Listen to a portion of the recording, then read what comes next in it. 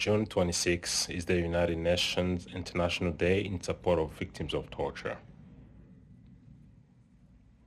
To survivors of torture and their families, at the Center for Victims of Torture, we have been supporting survivors of torture for a long time. We salute the resiliency and drive of survivors to move forward, seek help, and continue to be active community members. To service providers who are providing services to survivors of torture in their healing journey. Even if it's a long and complex journey, it is possible. As a service providers, you have dedicated your time and energy to supporting survivors, and I thank you.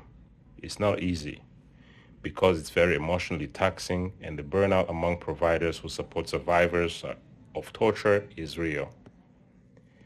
As we continue to advocate and support self-care for providers, providers always learn from the survivors' resiliency. Survivors, providers, the community, and advocates, as a team, we continue to work together towards the same goal, the healing of torture survivors. I also salute a particular group of providers of services to survivors. Providers who are also survivors of trauma or torture. They use their resilience and experience as survivors and apply it to provide trauma-informed and experience-informed services to survivors. This is very special. At CVT, we have providers who are survivors. Those are clinicians, case managers, community health workers, interpreters, and so on. As I learned from many survivors, healing goes together with justice.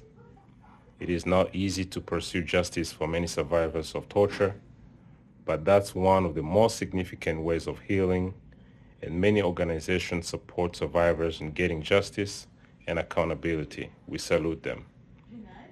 I would not end without talking about many torture survivors who are not attended to.